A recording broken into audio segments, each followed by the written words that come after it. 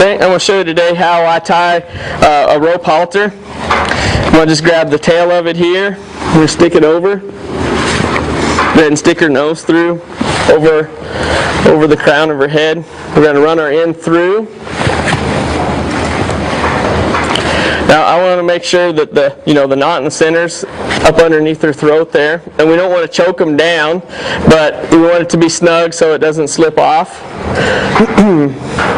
Now what I'm going to do is I'm going to take the ends, go underneath,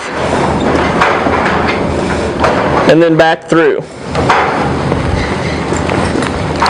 And then if I need to adjust it, I can just slide it up and we can tighten it up. So what happens if they sit back or anything gets good, it's going to pull down, but we always have this little piece here that we can always loosen it up. No matter how tight it gets, you can always get that halter back loose.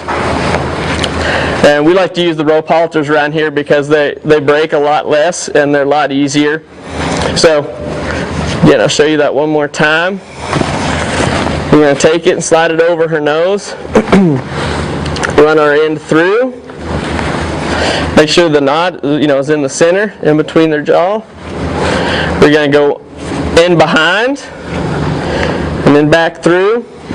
And what we want to make sure is we do it this way so that the tail of our halter isn't poking them in the eye. So if you go around the opposite way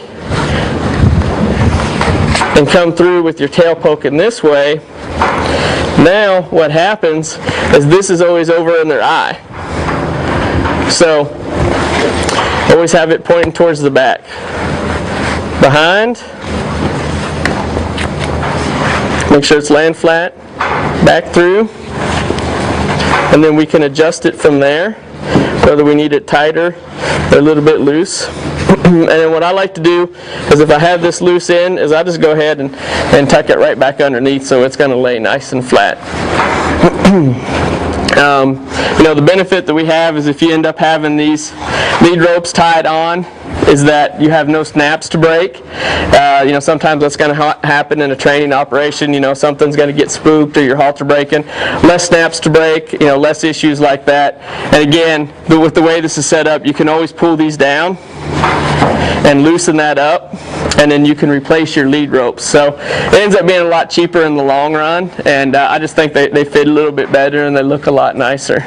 So just always remember, down, around to the front, tail through the back, and then if you've got excess, you can just kind of tuck it down through the jaw and hang it underneath.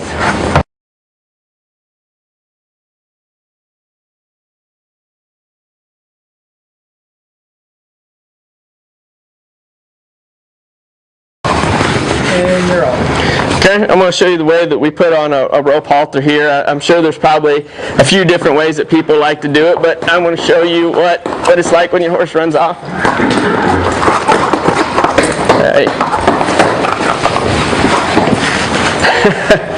Hey.